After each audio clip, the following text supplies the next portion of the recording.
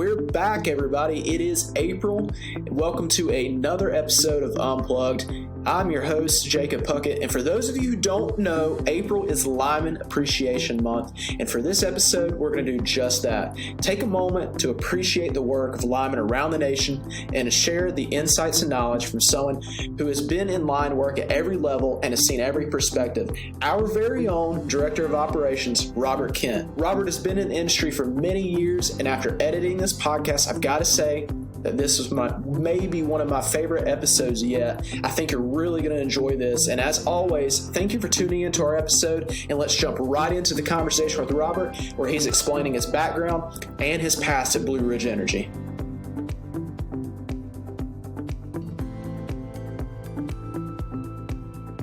I had a Uncle Harry that worked here in the meter technician department.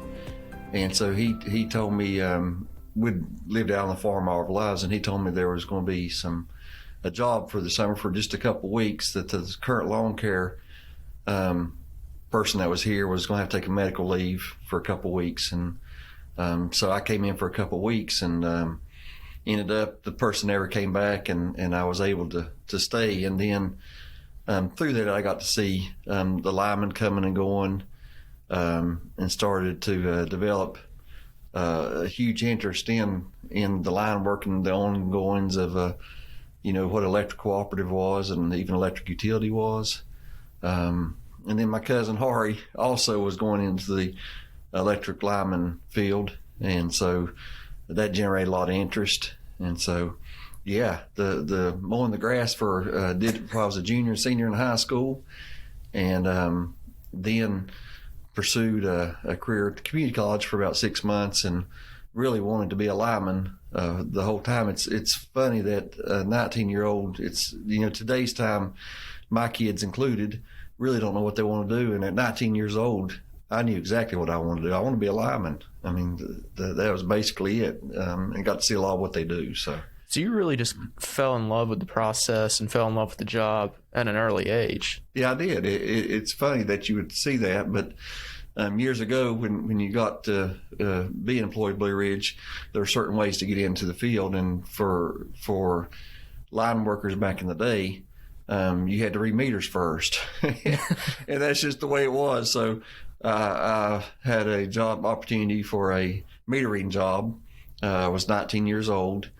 And saw that opportunity and thought, well, that's the way you get to be a lineman. And so I chose that opportunity and read meters for 5 years. And then the lineman's position finally came open. But just reading meters, this will be funny to you, but we used to call it go play lineman. We would bust our butts to get our meters read in the cycle in the week. So maybe on Fridays we could get to go out with the lineman and help them do line work, just grunt and get to be around the field line work. So that's what we used to do. We used to just hump it. I mean, all we could go to get the meters read, so we'd go out to lineman on a Friday or one day during the week most of the time. So in some ways, it was almost like an apprenticeship or kind of like an internship on top of a job, because you were going out on Fridays and learning it. I guess you picked up a lot of those skills along the way, though, right? We did. Reading meters afforded me the opportunity to get to learn our system.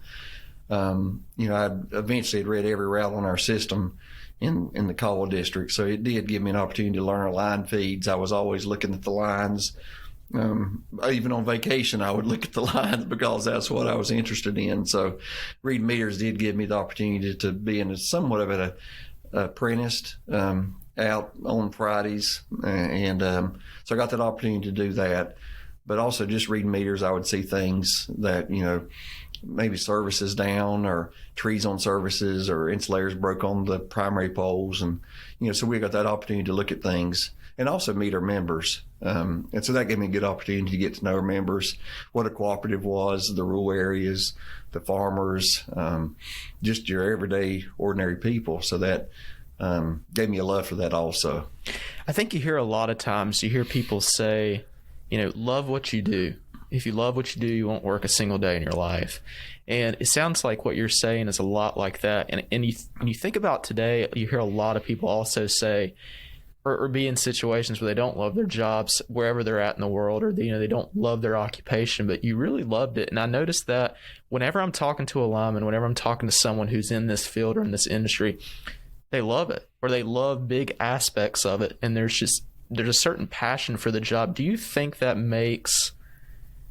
that's something that makes being a lineman special? Do you think it's that love and passion for the job that everybody has that just sets it apart? Yeah, I do think that, Jacob. A lineman has to love what he does. Going out in the rain every day, and then you see the pictures of. I remember this recently. There was a crew down in a cow pasture. The wind was blowing, snow all over the ground, and yet they were out there restoring power. And so that they love what they do. They know that it's essential to what they do. But it is more than the money. Even though line workers make good money, but it's more than that. It's the passion, the love, the serving of people, and in the end, it's seeing the lights come back on. I think ultimately, for me, it was always the drive to see those lights come on and hearing the members. Sometimes you'll hear them holler and say thank you, or just I can remember during Hugo, we had people out for 2 weeks and people were bringing us food and doing all kinds of different things. So just serving people, I think, is ultimately the drive for that. And talking about your perspectives and talking about your experience specifically, you have been in the industry for some years now, and you've seen a lot of changes, and you've seen a lot of probably adaptations to technology and different things come along. How is your experience as a lineman different from the experience now as director of operations? You're managing a very large group of employees as linemen. How do you think their experience is different from your experience? It is different from the technology side of things. We used to have paper maps, and it had 54 pages in it, big pages, and we would flip those to where we needed to go. Maybe we look at an address now. There's iPads. They look up the maps electronically. It takes them right to the location they need to go. They can even do a navigation that can help direct them to where they need to be. So that, things like that have changed. I mean, we're using a helicopter to cut distribution right away now. Who would have ever thought we'd have been doing that? That's pretty amazing stuff. But if you get right down to it, lineman's job is still lineman's job, even though technology has helped us to provide better service. I do feel like, linemen still have to climb poles during severe weather. They still have to go out in the buckets and put the lines back up or build new lines. So that part really hasn't changed. We've got more buckets, definitely better tools than we had back in the day. But I really feel like the safety aspect of a lineman's job has changed a lot. I think there's probably more. I guess there's maybe more of a drive to be safe, which is really, really important. I think back in the day, lineman's job was kind of macho, and they could say, well, I can do this without, the rubber gloves, or I can do secondary voltage without putting rubber gloves on. I'll do it with my leather gloves. And that's how things have gone today. And it's for a good thing. We've got buck squeeze now. So when you climb a pole, if you cut out on the pole, then you won't fall but just a few feet now, versus if you fell back in the day, you were coming all the way down the pole with splinters in your arms and things. And so I think from the side of line side of things, just the safety aspect, I think it's a whole lot more important today than it was back in the day. And just, I think the macho part of it is out, and that's a good thing, though. We're recording this podcast right now. I hope we'll get this released here in April. I think we will, but it's Lineman Appreciation Month around the country. And I think a lot of people understand this part, but I think something that also goes understated is just the job is dangerous. The job in the industry is, it's a dangerous job. When you were a lineman, were there ever times where that really occupied your mind or crossed your mind? How do linemen cope with kind of the dangers of the job? I know we have great safety protocols in place, but the reality is you're working with a lot of high voltage electricity, and there's obviously a certain danger with that. So how do they kind of compartmentalize that, and how do they kind of deal with that?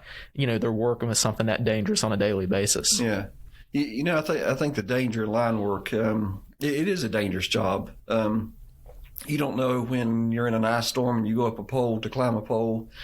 You hear trees cracking and falling, and you don't know if the tree's going to fall on you or if it's going to fall on the span behind you that's still up, and it's going to give you a jolt on the pole and shake you, or so that aspect of line work is very dangerous. Just going out at night and walking in the woods and thinking of you're tromping through brush and old lumber and all snakes and things that you would think, oh my gosh, I can't believe I walked in this area in the nighttime. So I think the